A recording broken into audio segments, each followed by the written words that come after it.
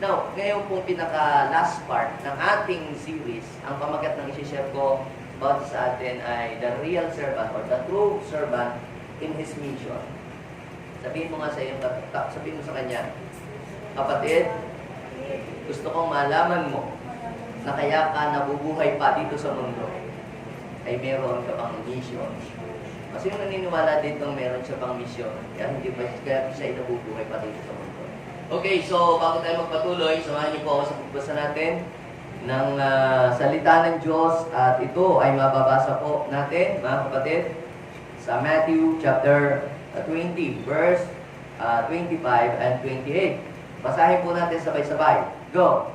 Kaya't pinalapit sila ni Jesus at sinabi sa kanila, alam ninyo na ang mga pinuno ng mga hintil. Pag sinabi po natin Gentile, ano yun? Gentiles are people who do not know God. They are unbelievers. At ang mga dinadakila ang siyang nasusunod. Ngunit, hindi ganyan. Ang dapat umiral sa inyo. Sa halip, ang sino man sa inyo na ibig maging dakila ay dapat maging lingkod. If you want to become great, you must know how to serve or how to become a good servant. Okay? Ang sino man sa inyo na ibig maging dakila ay dapat maging lingkod. At sino mang ibig maging pinuno o maging leader ay dapat maging alipin ninyo, maging servant ninyo. Tulad ng anak ng tao. Sino yun? Si Jesus. He is the Son of Man. Tulad ng anak ng tao na naparito. Hindi upang paglingkuran, kundi upang maglingkod at ialay ang kanyang buhay upang matubos ang marami. So may the Lord bless this word this morning. So dito sa binasa po natin, mga kapatid, ay ipinakita ng ating Panginoon kung ano ba ang itsura ng isang totoo o isang tunay na lingkod ng Diyos. Ang tunay na lingkod ng Diyos ay mayroong pagkakaiba po sa mga lingkod o mga naglilingkod dito sa mundong ito. Magkaiba.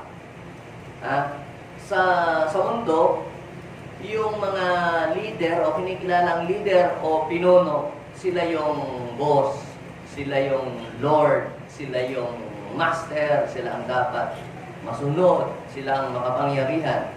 Pero sabi ng Panginoon, sa kaharian ng Diyos, baliktad. Kung sino ang pinuno, siya ang dapat maging lingkod ng lahat. Hindi bossy. Sa Panginoon, ang sino mang gustong maging dakila, ay dapat maging lingkod.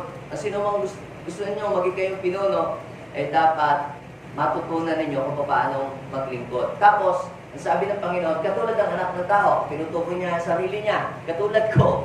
Yan ang ibig sabihin doon, katulad ko. Pumunta ako dito, ano sabi ng Panginoon? I came to what? To serve, not to be served.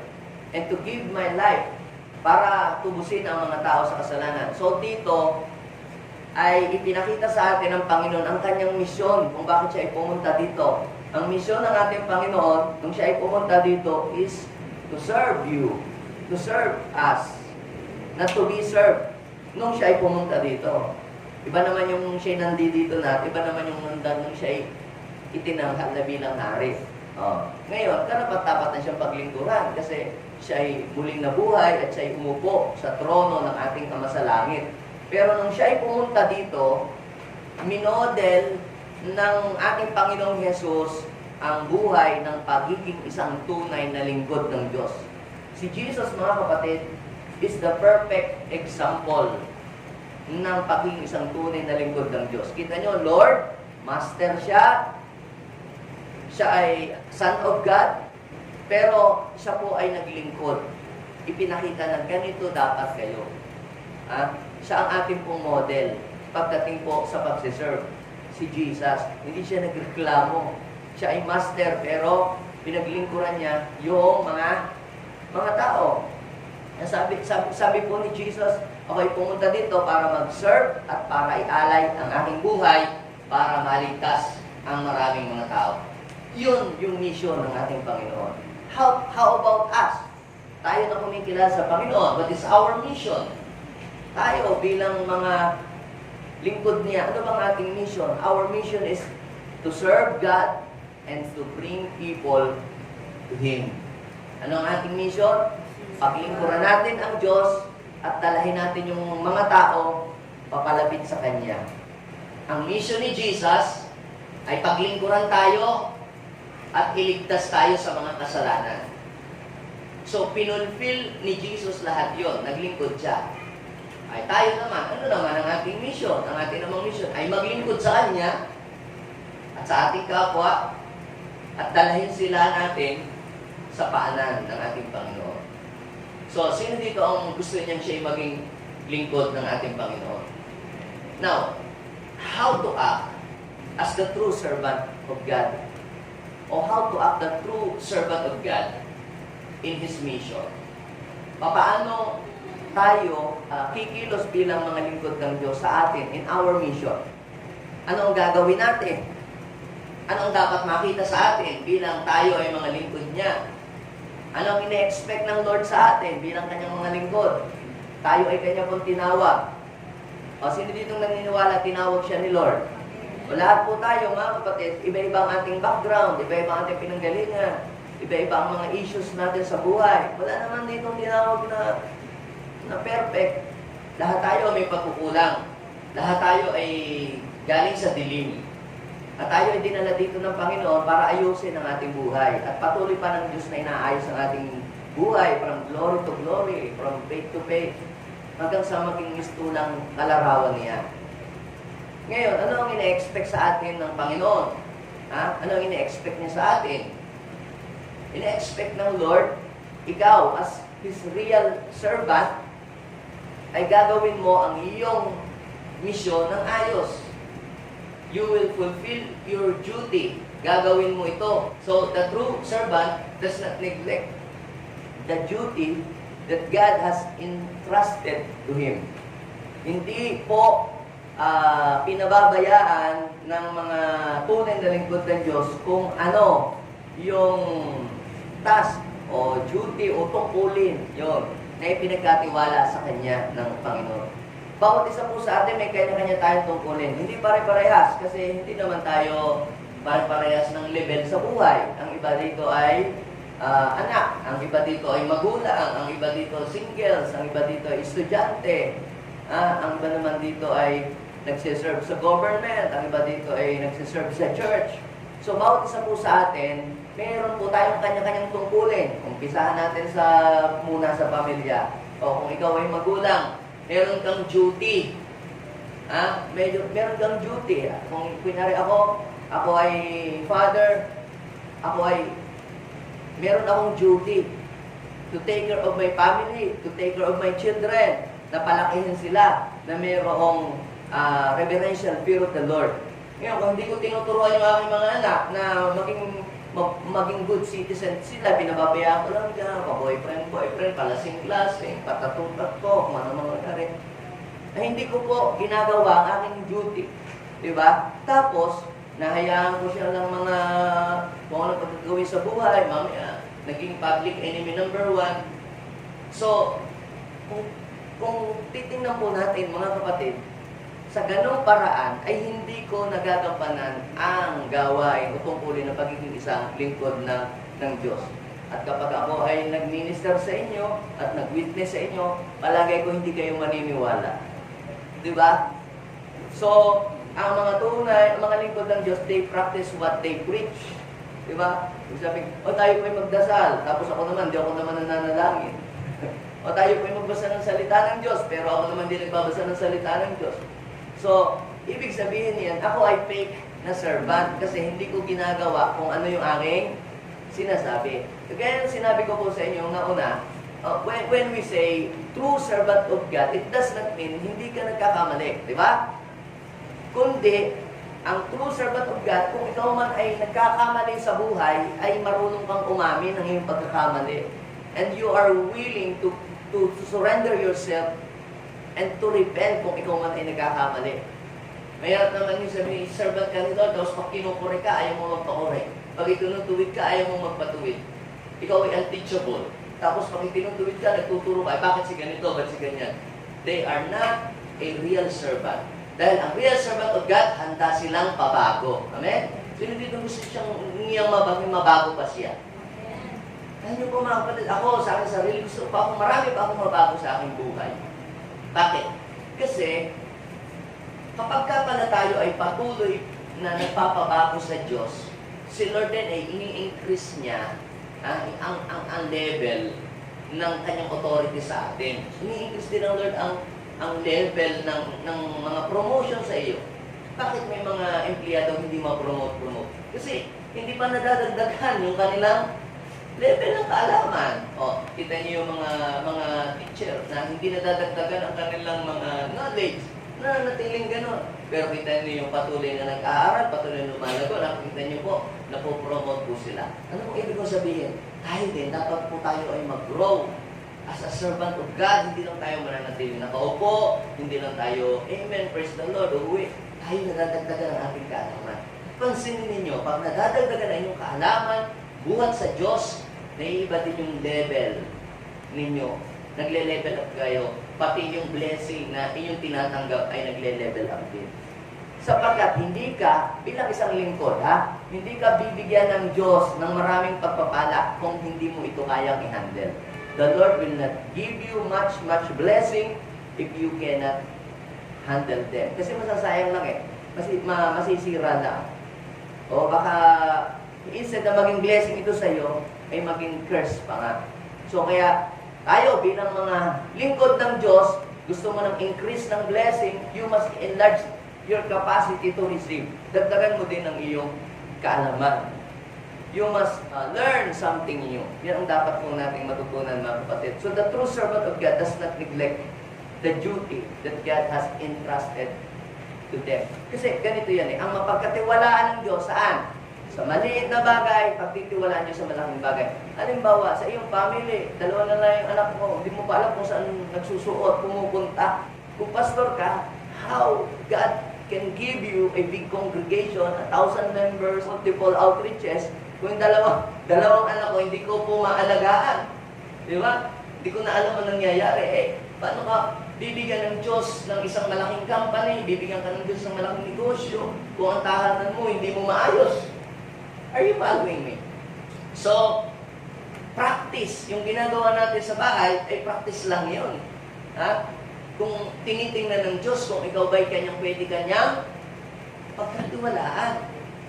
Kaya ang mga tunay na lingkod ng Diyos, mga kapatid, hindi nila po hinahayaan ang kanilang tungkulin iniatang sa kanila ng Diyos. So marami tayong tungkulin. Mayroong tungkulin sa trabaho din. Kung ikaw ay working, sabi ng iyong boss, ayusin mo itong paperworks na ito, ayusin mo, naka-isang buwan na, hanggang ngayon, hindi mo pa nagagawa. Tapos ikaw ay nagdi-desire ng promotion, sana yung mga promote, sana yung mga increase. Yung project na ipinapagawa sa iyo, ganito lang kanipis na papel, 2 buwan na, hindi mo pa inaasikaso. Napapabayaan mo ang iyong trabaho sa opisina, sa work, tapos lagi ka pang late, mukhang nanindigdig mo ang iyong tungkulin bilang isang worker. At hindi naman, kung ikaw ay nagseserve sa Panginoon, may pinagkatiwala ang Diyos sa iyong 3 tao na dinala mo sa Panginoon. Hindi mo na alam kung saan na sila napunta, nagkawawala na sila, nabalik na pala ulit si dati ang buhay. Yung isa naging worldly na ulit. Pinagkatiwala sa iyo ng Panginoon, kung meron kang inaakay. Sino dito may inaakay na kay Lord? Pinadala mo kay Lord. Sila po, mga kapatid, ay ipinagkatiwala ng Lord sa atin. Bakit? Na para po sila, ay aalagaan natin hanggang sila ay mag-grow sa kanilang faith kay God. Bakit po inintrust sa atin ng Lord? Pinapaalagaan niya ng Lord sa atin para hindi na uli babalik sa dati ang buhay niya. Hindi na uli siya babalik sa kasalanan. So, kung ikaw ngayon may akay, may inakay sa Panginoon, pwedeng iyong pamangkin, pwedeng iyong apo yan, pwedeng anak mo yan, pwedeng kaibigan mo, or best friend, or whatever, at nadala mo sa Panginoon, sila ay inintrust ng Lord sa iyong mga kamay. And God is expecting you na sila'y aalagaan mo hanggang sila'y mag-grow at magpatuloy sa Panginoon. Kapag sila napabayaan mo, bumalik na ulit sa dating bisyo, o ang buhay nandun na ulit sa kasalanan, ibig sabihin niyan, na-neglect mo yung mga ipinagkatiwala sa iyo ni Lord. Now, John chapter 9, verse 4, dapat nating gawin ang ipinapagawa ng nagsugo sa akin. So, dapat daw nating gawin ang alin? Ang ipinapagawa. Sabihin mo nga sa iyong katabi, may ipinapagawa si Lord sa iyo. Sino dito ang naniniwala na may ipinapagawa ang Lord sa kanya? Alam mo sa puso mo kung ano yung ipinapagawa ni Lord. Ha? Pwedeng yan ay ipinapagawa sa iyo ng Lord ay ikaw ay humayo. Pwedeng ipinapagawa sa iyo ng Lord ay ikaw ay tumulong sa gawain. Pwedeng ipinapagawa sa iyo ng Lord ay magturo ka sa mga bata. Pwedeng ipinapagawa sa iyo ng Lord ay ikaw ay magpakain ng children. Pwedeng ipinapagawa sa iyo ng Lord ay ibukas mo ang iyong tahanan para yung mga tao ay tawagin mo at silang lahat ay makarinig ng salita ng Diyos. Ha? Sabi ng Lord, dapat nating gawin ang ipinapagawa. Ang ginagawa mo ba, yan ba ang ipinapagawa ng Lord o hindi? Kasi kapag ginawa mo ang ipinapagawa ng Panginoon sa iyo, the Lord will bless you. Sasama ang Lord sa iyo. Sabi ay, dapat nating gawin. Samantalang araw pa. Anong ibig sabihin nun? Habang may panahon pa. Ano po ba mga kapatid na hindi sa lahat ng oras ay may panahon? Halimbawa, kung ako po ay father, at ako po ay laging wala sa bahay, o kaya ay lagi ako nasa abroad, o kung saan. Hindi naman masama ang mag-abroad, no? Pero, yung pagiging kong father sa aking anak, yung sa panahon na kailangan nila ng payo ng magulang at presence ng tatay, ay wala ako. Ha? Tapos, after 20 years, babalik ako sa Pilipinas. Yung aking anak na dati, buhat-buhat ko, hindi ko na mabubuhat yun. Baka mag-aasawa na yun. So, ano ibig sabihin? Yung gap, yung year na dapat, yung samantalahin natin ang pagkakataon bilang parents. Ako sinasamantala ko ang pagkakataon na ma-share yung aking anak. Kung may time na ilalabas ko sila. Bakit? Kasi darating ang time na hindi na mangyayari yun. Diba dati nung maliliit pa yung mga anak natin, diba? Lagi kayong magkakasama, kakain. Diba? After 10 years, sa palagay ninyo, ganun pa rin kaya ang magiging setup sa bahay nyo? Hindi na. Yung may kanya-kanya ng family yan. May kanya-kanya ng trabaho yan. Baka nga, ikaw na lang ang mag-isa, kakain mag-isa sa bahay nyo. Dahil wala na sila. Yun na sa iba-ibang lugar na. So, hanggat binibigyan ka pa ng Lord ng time na makapiling ang iyong mga mahal sa buhay, do it. Gawin mo ang iyong duty. Kaya nung si Jesus po, alam ni Jesus na hindi siya forever na mag-i-stay dito sa mundo. Kaya habang siya ay nandito pa, habang may panahon pa, hindi pa siya pinapako sa cross, hindi pa siya umaakyat sa langit, sinasamantala niya. Sabi doon, darating ang gabi. Ibig sabihin, yung matatapos na ang lahat. Darating ang dilim. Ha? At wala nang makagagawa. So, habang ako'y nasa sanlibutan, ako ang ilaw ng sanlibutan. So, si Jesus is the light of this world. Pero alam niyo po ba, mga kapatid, our duty also is to become light of this world. Diba sabi ng Panginoon, you are the light of this world. So, si Jesus po, nasa langit na. Nung nasa lupa si Jesus, sabi, siya daw po ay liwanag. Ay umakyat na siya sa langit. Ngayon, ikaw naman ngayon, ikaw naman ngayon ang inaasahan ni Jesus na magiging liwanag sa mundong ito. Magiging liwanag sa bahay mo, sa kapitbahay mo, sa iyong mga anak, sa iyong mga kaibigan, sa mga taong hindi nakakakilala sa Panginoon. Okay? Meron po akong nakitang magandang example sa Biblia. Si David. David is a good servant. Hindi naman po agad siya naging hari ng Israel Hindi agad siya naging hari. Pero may nakita ang Diyos na maganda sa kanya. Alam niyo po, habang wala pa tayo sa position, wala pa tayo dun sa talagang place kung saan gusto nating ma-achieve. Binabantayan na pala ng Panginoon ang ating mga ginagawa. Nakikita ng Lord. Parang hindi nakikita ng iba, hindi nakikita ng boss mo, hindi nakikita ng iyong pastor, ng iyong magulang.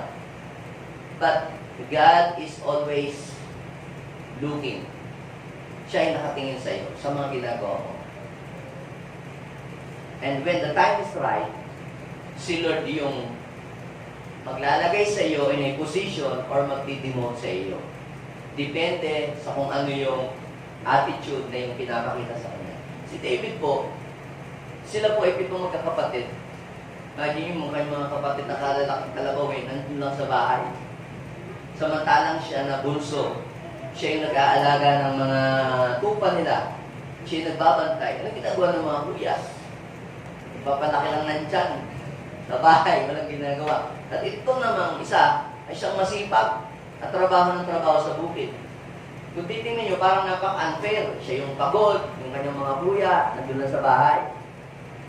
Pero nung dumating ang time na sino ay pipili na kung sino ang maghahari sa bansang Israel, yung mga nasa bahay lang na walang ginagawa. Hindi sila ang pinili ng Diyos. Sino ang pinili? Si David. So kaya nakikita ng Diyos ang iyong effort, ang iyong sipag. Maaaring ang sipag-sipag mo sa opisina, ginagawa mo na sa trabaho, pero walang nagre-recognize sa iyo. I am telling you, nakikita ng Diyos yan, ginagawa mo, and in due time, the Lord will put you into a position. Ngayon, ito si David, ganito. Inutusan ng kanyang tatay, anak, magdala ka ng mga tinapay doon sa mga kapatid mo. Kasi, ang mga lalaki sa Israel, pag kayo po ay lalaki, ngayon, hindi na lang lalaki, pati babae, talaga, you are required to join the military. Kaya talagang gano'n, talagang ang kanilang mission ay lahat sila ay maging sundalo. Yun ang ng Israel, kahit babae ka. Train ka na makipaglaban para ipagtanggol mo ang iyong bayan, ang iyong bansa.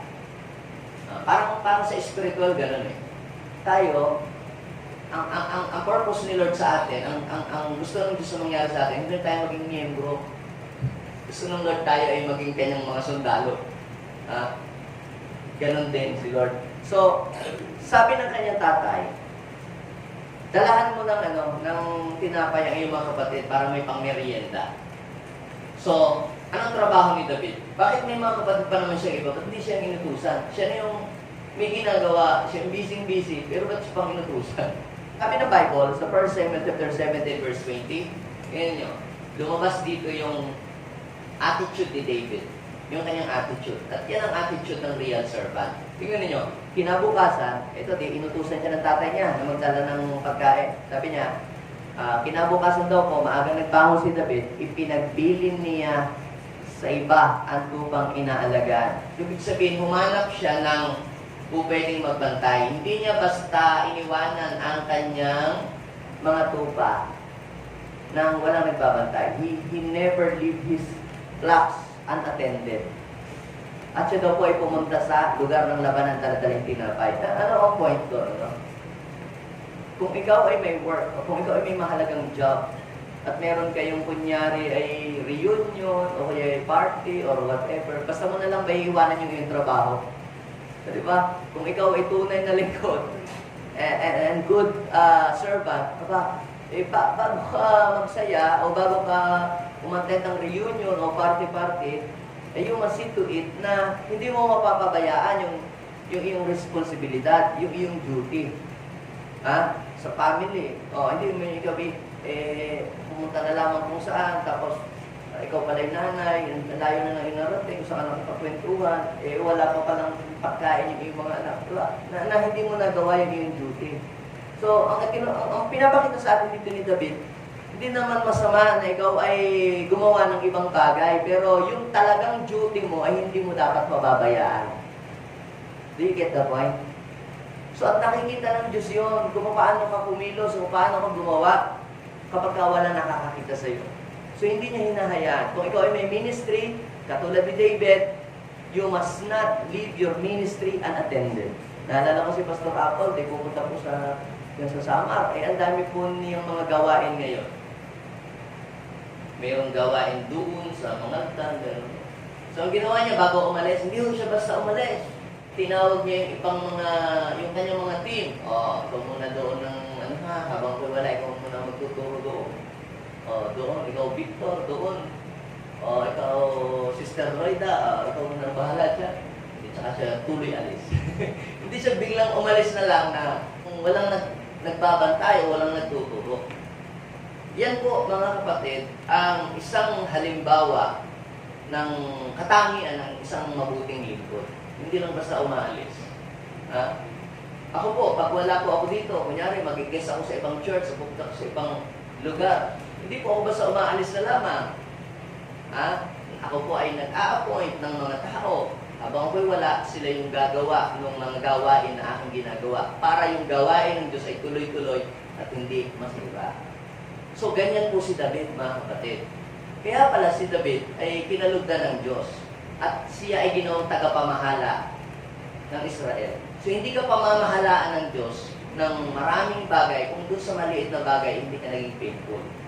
Ha? Huwag ka munang mag-pray ng promotion. Sana ako ng promote. Sana tumas ang aking ranggo. Sana ako maging ganito, ganyan.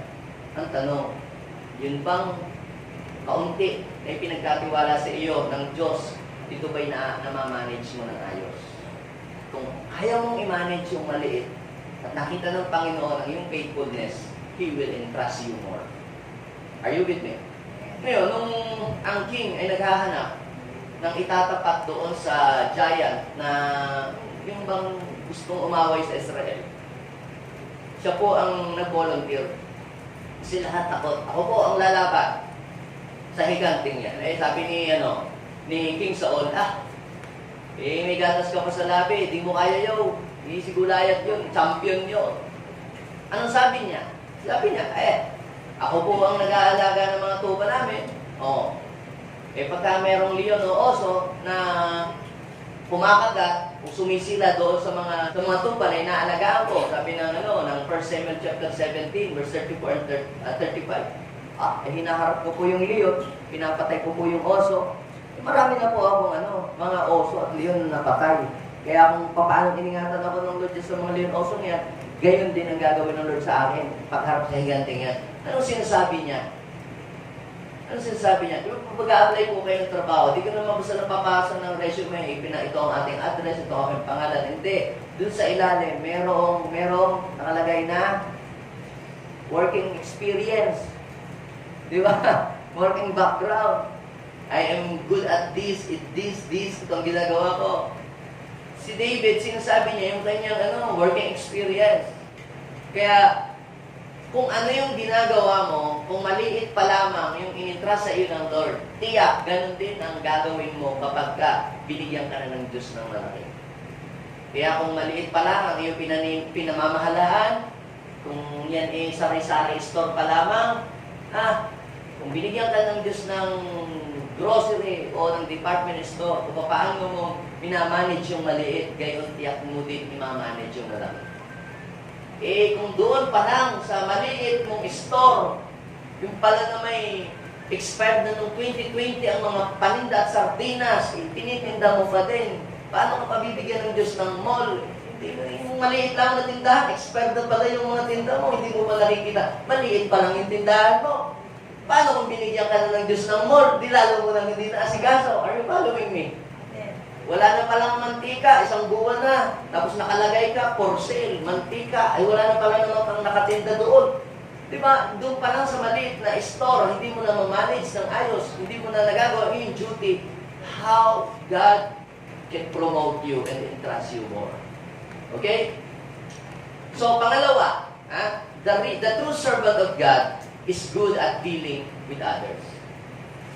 Ano ito? Ang mga tunay, ang mga totoong lingkod, sila po ay mabuting makitungo sa ibang mga tao. Hindi lang doon sa mga manglilibre sa kanila, di ba? Sa totoo lang, yung mga taong, yung mga laging pumupuri sa atin, wow, ang ganda mo, ang cute mo, gano'n ang buhok mo. Yung mga nire-regaluhan mo, di puring-puri ka. Ay, magaling ka lang makisama sa mga gano'n. Paano doon sa mga taong kontra sa iyo? Hindi naman po lahat ng tao nag-a-agree sa atin. Paano natin i-detail yung ngayon? Paano natin pakikitunguhan yung mga taong, kumbaga, hindi sold out sa ginagawa natin? Yung kaaway na ba natin sila? Si Jesus, mga kapatid, kahit siya ay walang ginagawang masama, naglilingkod siya sa mga tao, gumagawa siya ng mabuti, hindi po lahat ay masaya sa kanyang ginagawa. Tandaan po ninyo, Kahit mabuti na yung ginagawa mo, tama yung ginagawa mo, hindi lahat ng tao ay mapiplease mo. We cannot please everyone. Pero, dapat po, ang maging goal natin, ang ating ipiplease ay si Lord. Kaya pagka ang goal natin ay please natin si Lord, magagawa natin yung mga bagay na mahirap sa sarili natin, ay magagawa natin sa tulong ng Lord. Sabi ng Colossians chapter 4 verse 5 to 6, maging matalino kayo sa pakikitungo sa mga hindi sumasampalataya. Samantalahin ninyo ang bawat pagkakataon. Sikapin ninyong mawili sila sa pakikipag-usap sa inyo at pag-aralang mabuti kung paano tutugunin ang bawat isa. Nakaka-discourage kapag sinasabi ng isang tao na siya ay servant ni Lord, pero siya naman ay palaway. Nakaka-discourage, di ba? Kapag ang isang tao sasabi na siya ay servant ni Lord, pero hindi marunong makitungo sa kapwa. Siya pa ay pinagsisimula ng gulo o pinagsisimula ng away. Tayo po, bilang mga lingkod ng Diyos, hindi po dapat tayo nagsisimula ng gulo o away. Tayo bilang lingkod ng Diyos, dapat tayo ang peacemaker, tayo ang daan sa pakipagkakasundo. Sabi ng Matthew chapter 5 verse 9, Blessed are the peacemaker. Mapalad ang mga gumagawa ng daan sa ipagkakasundo. So hindi tayo naninira ng kapwa. At kung meron mang magkaaway o meron mang magkagalit, tayo ang gumigitna para ang mga tao ay magkasundo-sundo. You are not a true servant of God. Kung ikaw ay yung kaganda-gandang samahan, mag-boyfriend, paghihiwalayin mo. Okay lang kung pareho silang lalaki na mag-boyfriend, paghiwalayin mo. Diba? Kaayos-ayos ng relasyon, biglang sisiraan mo ng sisiraan. Diba? Dapat tayo mga kapatid, ang siyang nagbubuo, hindi tayo nagwawasak ng relasyon ng buhay ng iba. Dapat tayo, ang ating tungkulin ay tayo ay nagpapalakas. Ang mission ng ating church, to strengthen people, to bring hope to the people, to encourage them. Hindi po tayo ang naghahatol sa pagkakamali ng ibang tao. Ang mga tao po, tinuturuan natin sila paano sila makawala doon sa gapo, sa tanikalan ng kaaway. Pero hindi natin kinukondem ang mga taong nagkakamali sa buhay. We are helping them para ma-overcome nila ang kanilang mga pagkakamali sa mga buhay nila. So, sabi ng Colossians 4:5-6, maging matalino kayo sa pakikitungo sa mga hindi sumasampalataya. Yan. Paano ka nakikitungo sa mga hindi nakakakilala sa Panginoon? Kunyari, ikaw ay mangungutang. Hindi naman natin kasumahan sa ito. Huwag na natin bayaran. Ganon, ano? So, doon pa lamang, ikaw ay masisira na. Mas maganda, ikaw na lang ang mag-bless. Alam niyo po, ang isa sa magandang gawin, doon sa mga taong nag-persecute sa iyo, nagsasalita ng masama sa iyo, minsan regaluhan mo ng pansit. Magiging maganda na sasabihin. Regaluhan mo ng damit. Regaluhan mo ng papango. Regaluhan mo ng kung ano man, anything. Yung mga nagsasalita sa inyo. Diba sabi ng Panginoon, bless them. Instead na i-curse mo sila, i-bless mo sila. Bakit? Sa gayon ay mapapahiya sila sa sarili nila. At kayo naman, idinidisplay ninyo ang karakter ni Christ sa mga buhay ninyo. Diba yun sabi ng Bible? Maging mabuti kayo sa mga taong hindi marunong tumanaw ng utang na loob. So, we must show kindness. Bakit? Kasi ganito yan eh.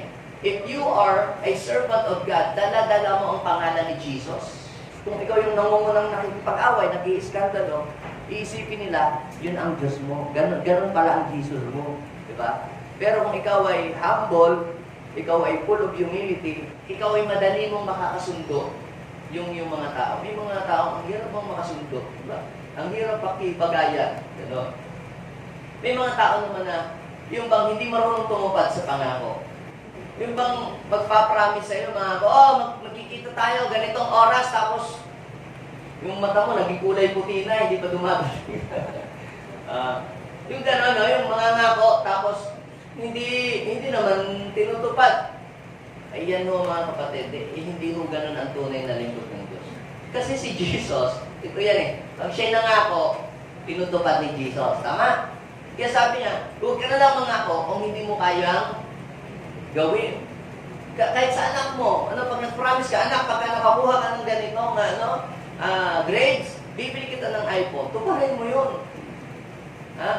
iPhone, picture pala lang yung binigay mo. Tuparin mo. Bakit? Dahil ang mga tunay na lingkod ng Diyos, itong lingkod ng Diyos, tinutupad niya yung kanyang pangako. Hindi naman masama kung hindi mangako eh. Kung hindi mo kaya din tupadin, huwag ka na lang mangako. Oh? Ako po, Pastor, magbibigay po ako ng 1,000,000 bukas.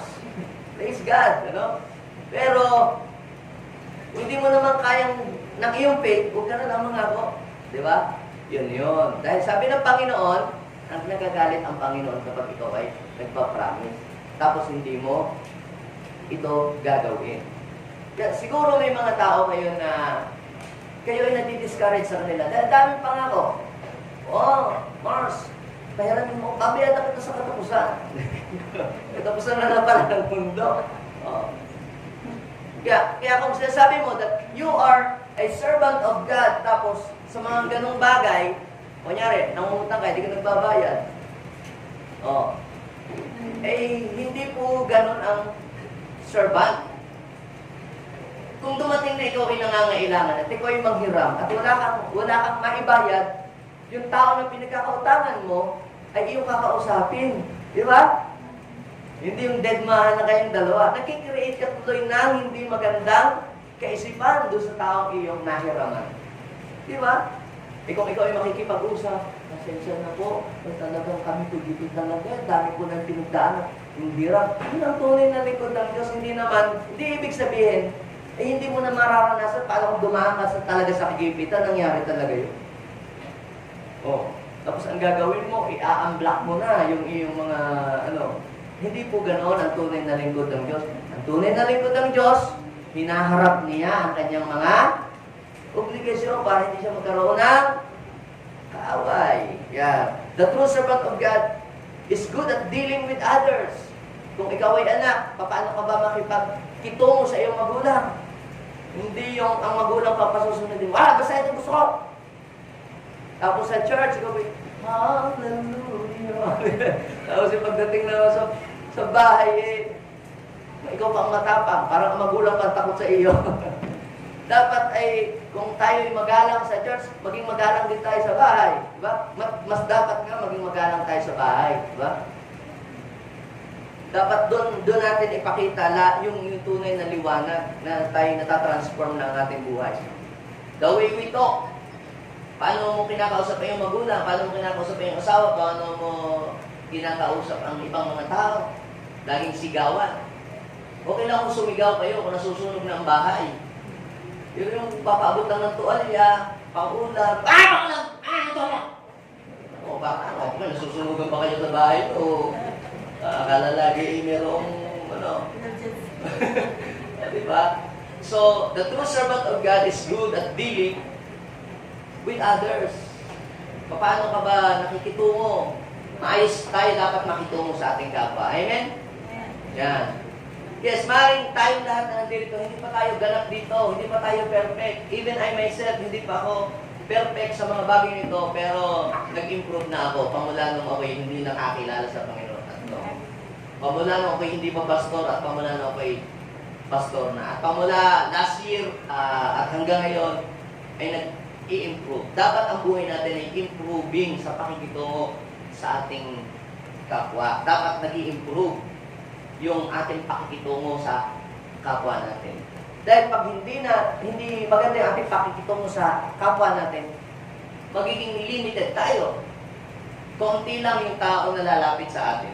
At baka nga minsan, yung mga tao ayaw na lumapit sa atin. Ayoko yan. Di ba? Hindi naman, pag yan naman nangangako, puro pangako lang. Hindi naman yan ginagawa, puro sabi lang. Kaya, di ba, pagpapastor nyo, tayo po ay, magpapagawa ng ganito. Tayo po ay bibili ng instrumento. Ba, 10 taon na, wala pa nakikita ng instrumento. Yan. Hindi na kayo maniniwala sa akin, ay, fake si pastor, sabi, bibili daw kami ng instrumento. Hindi naman. Kung gano'n, ba? A true servant of God is good at dealing with other people. Magalang tayong makipag-usap dapat. Paano ka makipag-usap sa teller pagka ikaw ay nagdi-deposit ko? Paano kapag namamalay ka? Baka naman yan kulang na layhingin mo yung kamatis. Kawawa naman yung nagtitinda. Ano? Magkano ba? 10 piso. Ay, 5 piso na lang are. Kawawa naman yun. Binili niyang 95.5. Oh, tapos ikaw, gusto mo gawing 5 piso, di lugi pa. Ay, di gawin mo, mahabag ka na kung ikaw kaya nagtitinda. Ay, siya yung, 20, yan. Kaya, mga kapatid, kinakailangan tayo po ay maging magalang, maging maayos, makitong sa ating kapwa. Lalo na yung mga nag-i-start pa lang na magbi-business. O, pag may magpapadedicate sa amin, kaya kasama ko yung mga magpapadedicate ng pwesto, o tindahan, o kainan, at may kasama ko. Kami yung unang-unang kakain, nagsabi ko, huwag libre, bibili tayo. Di ba? Nagsisimula pa lang, lugi na agad yung nagtitinda. Ay, paano ba yan? Nag-bless tayo, nag-respect tayo na i-bless. I-bless natin yung tindahan. Yes. Nung kami may grocery, nag-grocery kami. Nung mayroon kaming, dinedicate, nag-grocery kami. Bibili din naman doon sa ibang mall eh. O, dito na tayo bumili. O, meron naman kaming i-dinedicate na kainan. Yung parang kay Diwata. Bumili din kami. Bakit? Bibili ka rin naman kay Diwata. Ay, di doon ka na bumili.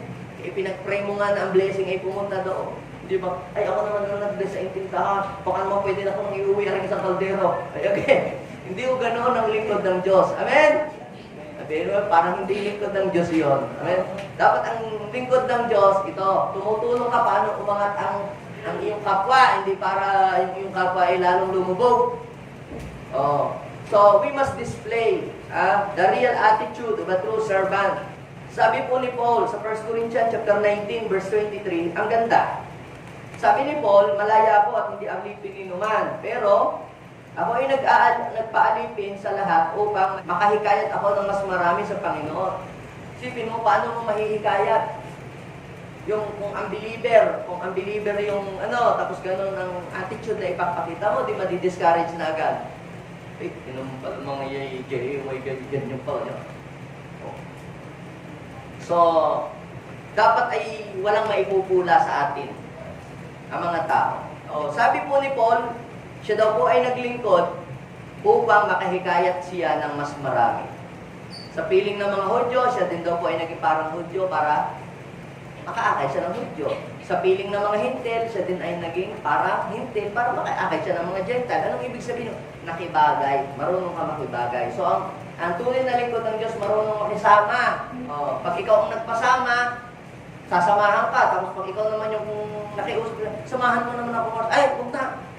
Bakit nung ikaw ang nagpapasama, sinasamahan kita. Tapos nung ikaw naman, ako naman ang nahingi ng tulong sa iyo, ikaw naman ayaw sumama. Si Paul, nakikibagay siya. Sabi po niya, sa piling naman ng mga Gentile, siya din daw po ay parang Gentile din. Pero, pero hindi siya nagko-compromise, Hindi nagko-compromise inom ka. Sabi ni Pastor, makibagay daw, di uminom ka rin. Hindi naman ganun. So, sabi po doon, sa piling ng mga Hintil, na hindi saklaw ng kautusan ni Moses, ako ay naging parang Hintil upang sila'y mahikayat ko. Subalit, tingnan niyo, hindi nangangahulugan na hindi ko sinusunod ang utos ng Diyos. Pero hindi ako nagko-compromise. Iba naman yung nakikisama at saka nakikisama. Iba naman yun. Nagko-compromise ka. Now, sa verse 22, ang sabi ni Paul, ito, sa piling ng mga mahihina, sa pananampalataya, ako'y naging parang mahina. Ibang inilalagay mo ang iyong sarili doon sa sitwasyon nila. Ikaw ay nakikiramay sa mga tao, nalulungkot na may pinagdadaanan. Sa piling ng mga mahihina, sa pananampalataya, siya daw ay naging mahina din. Upang, kanyang purpose? Mahikayat ko sila. Kita nyo, kapag pala tayo ay marunong makitungo, maayos makitungo sa ating kapwa, madali pala natin po sila makumbinsi at madala sa Panginoon. Pero kung ikaw hindi marunong makitungo sa iyong kapitbahay, pag nagwawalis ng ganyan, tinatapon mo sa pilang bako ng basura, ay paano mo pa sila makitungo? Gawin mo na lang, yung magwawalis ka, idamay mo na yung harap niya. Kapitbahay ko ito, ano naman kasipag? Tapos may magtatanong na, saan ka nga ba pumupunta pag Sunday? Kasama naman. Ang daling magkumbinsi, di ba? Kasi pinakita mo yung maganda doon sa iyong kapitbahay, doon sa kaopisina mo. Pero kung ang dating mo ay parang ka laging makikipag-away o laging gusto mo ilalamangan sila, ayun, ang hirap nating magkumbinsi. Kaya sabi ni Paul, sa piling ng mga mahina, sa pananampalataya, naging mahina rin ako para makumbinsi ko sila. Nakibagay ako sa lahat ng tao. Sabihin natin, nakibagay sa lahat ng tao upang sa lahat ng paraan ay makapagligtas ako ng kahit isa man lang sa kanila. Ako po, pag nagpe-pray po ako sa amin, sa bahay namin, lakas ko mag-pray. Mabubula ako ang tutok. Eh ngayon, napapunta po ako sa hindi aking bahay. So pag ako nagpe-pray sa amin, malakas. Pero ako mapupunta sa ibang bahay, hindi lang ako mag-pray. Bakit? So ano ibig sabihin nun? Nakibagay. Ha? Iba yung pag ikaw ay doon sa bahay ninyo, at iba naman pagka ikaw na nasa ibang bahay. Okay lang, pag nasa ibang bahay ko, oy, nagbubukas ka ng rep. Diba? Pero pag sa bahay mo, ha? Pero pag nasa ibang bahay ko, papasok ka, dire-diretso ka doon sa rep. Uy, bubuksan mo yung mga, oy, sarap nito. Hindi gano'n, di ba? So, ipakikita natin yung magandang asal. Di yun, napapunta kayo sa bukid, pinagpipitas yung mga mangga doon. Di magpaalam ba't humingi. Gano'n. Yung iba naman, nagdala ng bagoong. So ano ang ibig sabihin? Dapat ipakita natin ang magandang katangian, magandang attitude ng pagiging isang tunay na lingkod. Para po, hindi pa tayo nangangaral, hindi pa tayo nag-share ng Jesus, tanggap na agad. Napansin niyo po ba na minsan, hindi naman ayaw nila dun sa Jesus na ating isineshare eh. Ang ayaw nila dun sa ugali nating ipinapakita sa kanila. Okay? So pangatlo, the true servant of God finishes well what he started. Lahat tayo ay may mga bagay na sinimulan sa buhay. Maaaring yan ay trabaho, maaaring yan ay negosyo, or whatever, pag-aaral, or ministry. Alam niyo po ba na tinawag tayo ng Lord hindi lang para magsimula, kundi tinawag din tayo ng Lord kundi para tapusin natin kung ano yung ating sinimulan. Imagine nyo kung kayo po ay estudyante, tapos kayo po ay nag-aaral, puro laging percent lang kayo, tapos pagkatapos din nyo na tinutuloy. Eh, di po, simula lang tayo. Meron po tayong kasabihan na yung ningas kugon. Ang galing lang sa simula, pero hindi naman natin tinatapos. To finish our course is the most important kaysa doon sa pagsisimula. Sa Lucas chapter 13, verse 31 and 33, yung mga alagad ng mga Pariseyo, pumunta kay Jesus at sabi ay, umalis kayo dito kasi gusto ko yung ipapatay ni King Herod. Nangangaral si Jesus sa bayan na yon. At sinabihan siya ng mga alagad ng Pariseo na umalis ka rito, Jesus, kasi gusto kong patayin ni King Herod. Pero sabi ni Jesus sa verse 32, ano ba sabi ni Jesus? Sabihin niyo sa lalaking iyon na nagpapalayas ako ngayon ng demonyo at nagpapagaling ng may sakit. Gayon din ang gagawin ko bukas at sa ikatlong araw. So dito, Jesus is the same yesterday, today, and forever. Pero sabi niya, tingnan niyo yung sabi ng Panginoon, gayon din ang gagawin ko bukas at sa ikatlong araw. Anong sabi niya? Tatapusin ko ang aking gawain. So ibig sabihin, ito yan. Si Lord, hindi siya nagsisimula ng anumang bagay na hindi niya tinatapos. Do you get the revelation? Sabihin mo sa iyong katabi, anumang sinimula ng Diyos sa buhay mo, tatapusin niya ito ng maayos at maganda. Sabi niya, ngunit dapat ako magpatuloy sa aking lakad ngayon bukas sa makalawa sapagkat hindi dapat mamatay sa labas ng Jerusalem ang propeta. Now, ano ang point dito ni Jesus? Ito yan eh. Ang buhay natin dito sa mundo, temporary lamang, lahat tayo alis, lahat tayo mamamatay. Naniniwala kayo? Wala namang forever nabubuhay dito sa mundo eh. Pero, dapat habang nabubuhay ka pa, habang may buhay ka pa, may lakas ka pa, gawin mo kung ano yung ipinapagawa sa ng Lord. Huwag puro simula, ituloy mo hanggang sa matapos mo. Naglingkod ka. Naglingkod ka. Ipagpatuloy mo yun. Siyempre, magkakaiba po ang ating tungkulin at gawain. Ang iba po sa inyo, working. Ang iba sa inyo, nagbi-business. Meron siguro kayo na-encounter na mga tao na mag-a-apply ng trabaho, pagkatapos, Magre-resign agad bigla. Ha? Magninegosyo, biglang hindi tutuloy. Sayang na gastos, ano? Kung sisimulan mo isang bagay, kailangan tapusin mo ito. Ganun din po ako sa ministry. Lahat po ng mga ministry na ako sinimula, nag-isat po ako dito sa Tagupan. Nagpayo na po ako sa Asinggan ng church. Pero hindi ko tinigilan ang aking work hanggat hindi na-establish. Then lipat naman ako sa Lingayen. We started the ministry there. So ano nangyari? Hindi ako tumigil hanggat hindi nakapag-train doon ng pastor at leader. Ganon din sa Kalasyaw. Dahil ibig sabihin, hindi po ako simula lang, tapos biglang wala na. Simula tayo, tapos wala na. So, ganon ang gusto ng Panginoon. Kung anong ating sinimulan, ipagpatuloy natin. Ang mga lingkod ng Panginoon, hindi lang magaling sila sa simula. Mas magaling sila sa huli. Sabi ni Paul sa 2 Timothy chapter 4 verse 7, basahin natin sabay-sabay. 1, 2, 3, go. Pinagbuti ko ang aking pakikipaglaban. Natapos ko ang dapat kong takbuhin. So, ibig sabihin, tapusin mo. Kung ano yung iyong goal. Hindi yung halimbawa, ikaw ay nasa music. Ikaw ay nagte-train ng manunugtog. Tapos tinuruan mo lamang minsan. Pagkatapos, wala na. Hindi mo tinapos. Ikaw, tuturuan kita magtatamburin. Gagarya, pagayon. Tapos, wala na. Hindi mo na tinuloy. Sayang yung nagpabili ko pa ng 2,000 na tamburin. Hindi mo rin naman pala itinuloy ang pagtuturo sa kanya.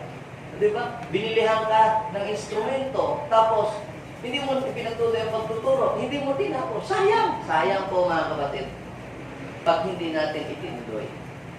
Sabi ni Paul, nagpatuloy siya at nanatili siyang tapat sa kanyang panampalataya. Look at verse 8. Sabi, makakamtan ko na ang koronang nakalaan sa mga matutuwid. Sa araw na yun ng Panginoon na siya makatarong hukom, ang siyang magpuputong sa akin ng korona.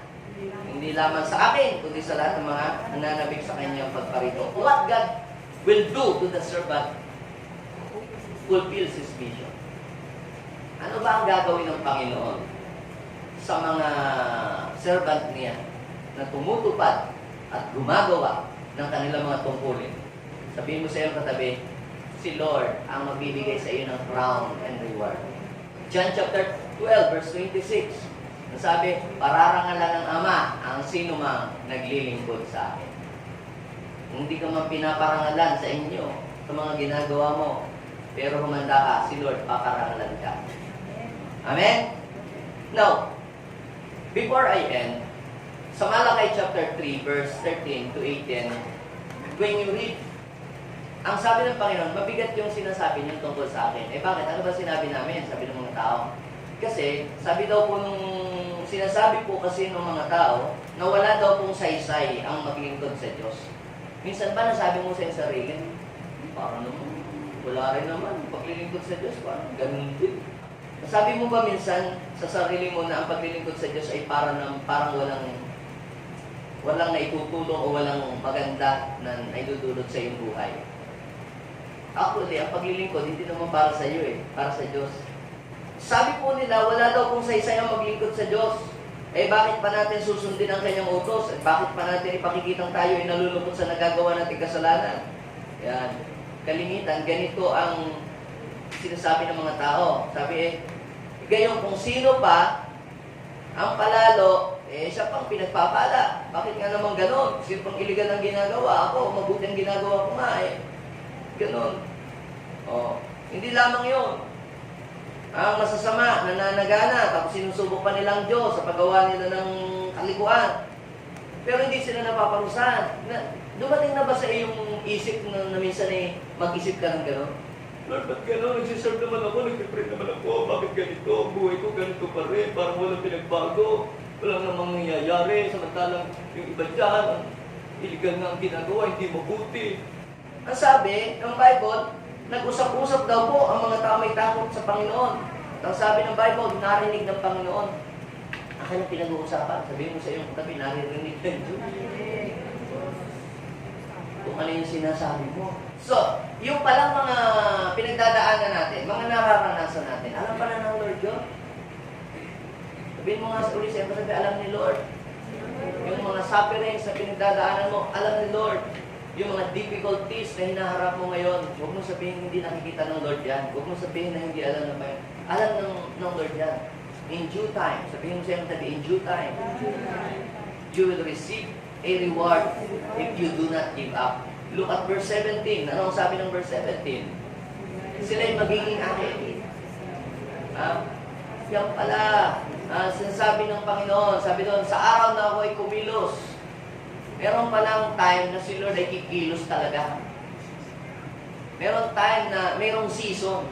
Kasi ganito parang kagaya ng mangga, kung hindi pa season ng pagbubunga ng mangga, kahit anong gawin mo, wala kang makikita talaga ng mangga Hindi pa season. Pero pag season yan, kahit saan ka pumuntang palengke, meron ito makikita. Do you get the point?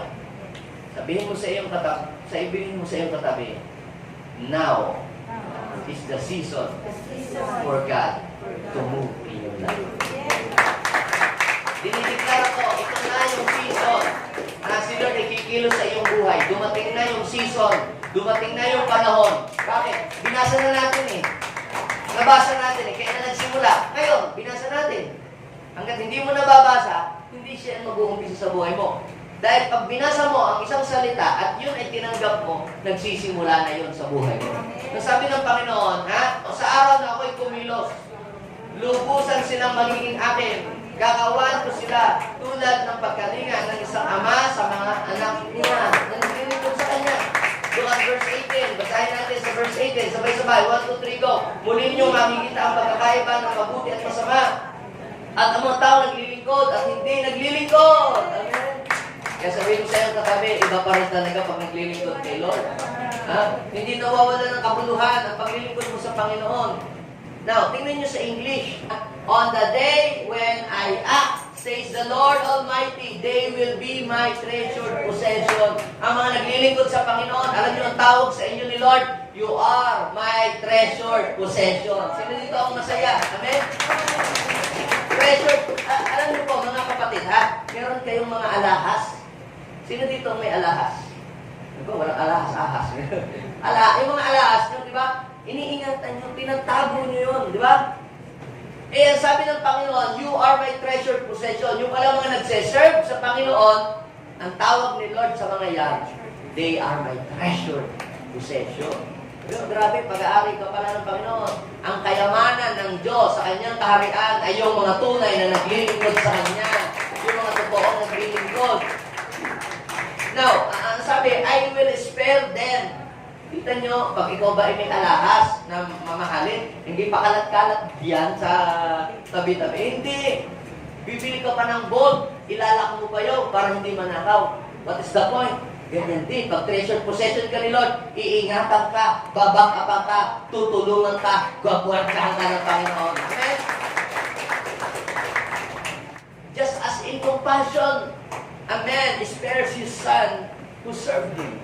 Nasabi po, so verse 18, you will again see the distinction between the righteous and the wicked, between those who serve and those who do not. Hallelujah. God will show the distinction between those who are serving Him and not serving Him. Ipapakita ng Diyos ang kaibahan. Grabe. Ibig sabihin niya, mas i-bless ng Diyos ang buhay ng mga naglilingkod kaysa doon sa mga hindi naglilingkod sa Diyos. Kaya sabihin mo sa iyong katabi, maglingkod na tayo ngayon. Okay? Lahat ng treasured possession ni God, let's arise. Panginoon, maraming salamat po dahil kami na nandito ngayon ay tinawag mo para mag-serve sa inyo, Panginoon. This is a great privilege to us, Panginoon, na ang aming buhay na walang kabuluhan, kami na parang isang maruming basahan dahil sa aming mga kasalanan, kami nilinis mo ng iyong banal na dugo. Kami hinugasan mo, Panginoon o God, ng iyong banal na dugo. Ang lahat ng aming mga karumihan, Panginoon, sa buhay, ito po ay iyo pong nilinis. Dahil gusto mo na kami ay mag-serve sa inyo. Kagaya, Panginoon, ng mga vessel, ng mga utensils, na para bago gamitin ay nililinis muna. Ganun ang ginawa mo sa amin, Panginoon. nilinis mo ang buhay namin kasi gusto mong kami maging kagamit-gamit sa inyong kaharian. Abba, Father, we are here, O God. We are willing to be used mightily by you, O Lord. We totally surrender our lives. Yes, hindi po kami perfect. Madami po kami mga pagkukulang sa buhay. Pero Lord, hinihiling namin ang iyong pagkilos. Help us, O God. We want to serve you more. We want to serve you, Lord. Ikaw lamang po ang gumamit sa buhay namin, Panginoon. Yes, hallelujah. Ikaw na nandirito ngayon. Meron kang choice.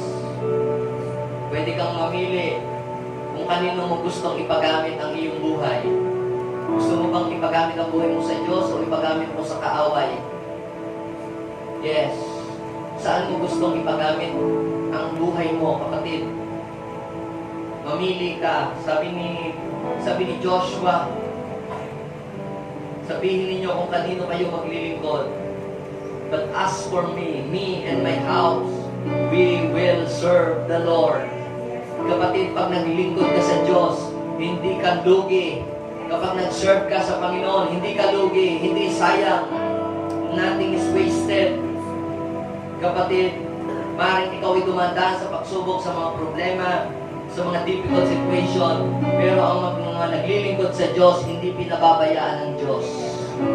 They are owned by God. They are God's treasured possession. Yes, hallelujah. Salamat sa inyong pagbabantay, sa inyong pag-iingat, sa inyong pagsama, Panginoon. Oh, thank you so much, Jesus. Yes. Yes. We surrender ourselves, oh God. Sanctify our lives, oh Jesus.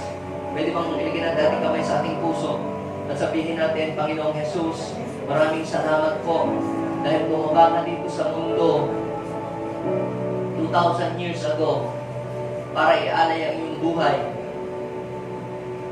at tubusin ako sa kasalanan. Panginoon, salamat po dahil ako ay isa sa iyong tinawag para maging lingkod mo.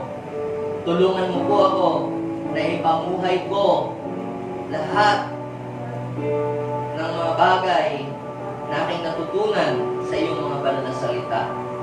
Patawarin mo ako, Panginoon, sa aking mga kasalanan. Linisin mo po ako sa lahat ng aking mga karumihan. Binubuksan ko po ang aking puso at tinatanggap kitang tunay bilang aking sariling tagapagligtas. Maraming salamat. In Jesus' name. Amen. Ako na lang ang magpipray para sa inyo. Lord, bless these people. Hayaan mo po, God, na ang katangian ng pagiging isang tunay na lingkod ng Diyos ay makita sa buhay ng inyong mga anak. Lord, we will show the difference, O God. Marami po, Panginoon, na mga nagsasabi that they are servant of the living God. But Lord, we will show the distinction, O Lord. Ipakikita po ninyo ang kaibahan namin sa kanila. Ipakikita mo ang iyong pagsama. Lord, you will demonstrate your power. You will demonstrate your miracles, signs and wonders. God, idinideclare ko, bawat JA1 people, O God, na nagsiserve sa inyo, they will demonstrate your power. God, makikita po sa kanila ang mabuting buhay, mabuting pakikitungo sa kapwa, maayos na pagsasalita, maayos na pakikitungo, makikita sa kanilang character of Christ ang humility, at makikita sa amin, Lord, na kami ay binabago mo araw-araw, O God, na hindi na kami kagaya noon, Panginoon Lord, nang wala pa kami pagkakilala. Iba na kami, Panginoon, dahil Ikaw ay nakilala namin sa buhay namin. Thank you, O God. In Jesus' name, Amen.